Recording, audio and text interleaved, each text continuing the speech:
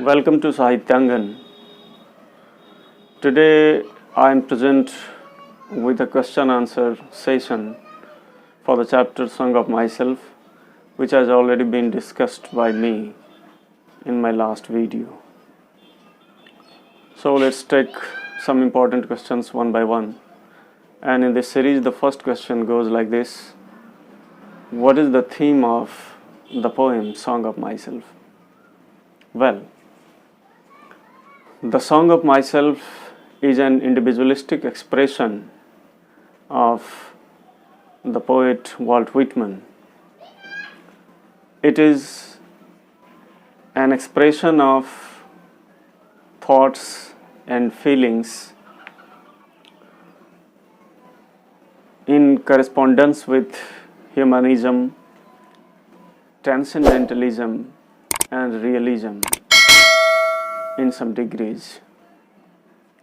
It is an expression of thought that relates all Americans and that also relates all the human beings of the world. Okay. Now the second question is, explain the line hoping to seize not till death.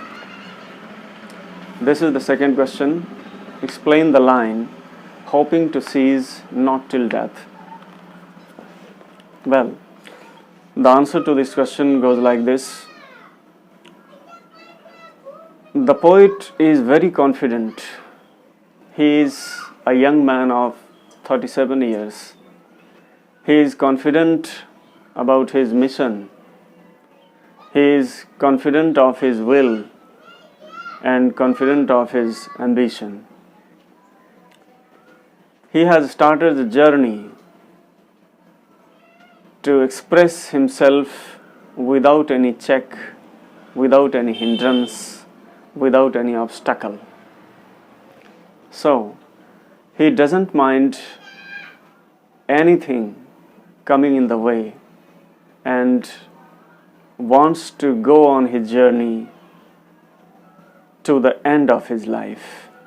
That is the meaning of the phrase hoping to seize not till death.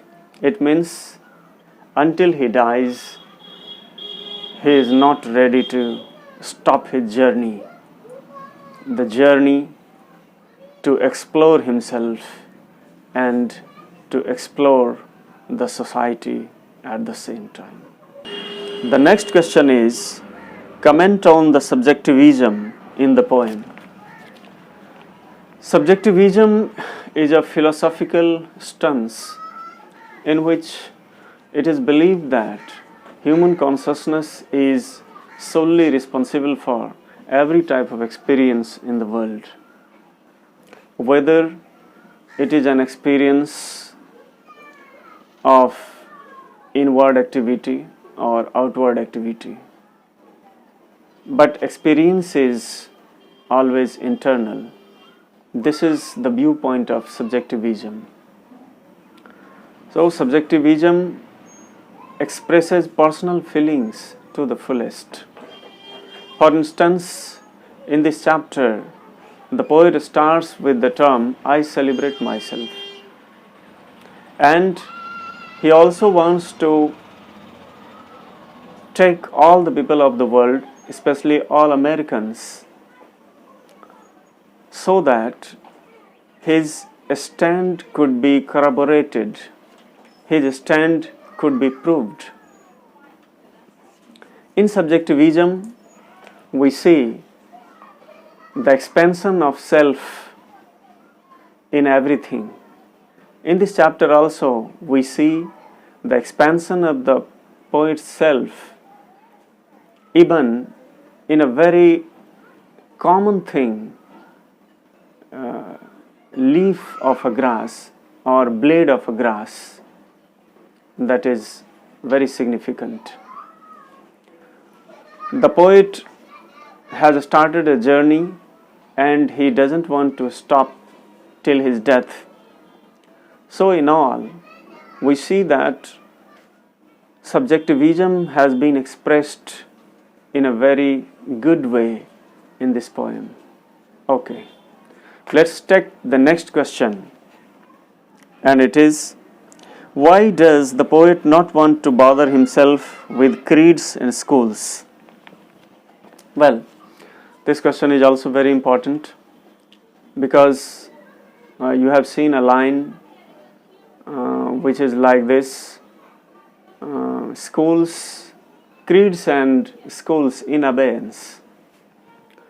The poet has put creeds and schools in abeyance because he knows that these creeds and schools are all not uniting but dividing forces.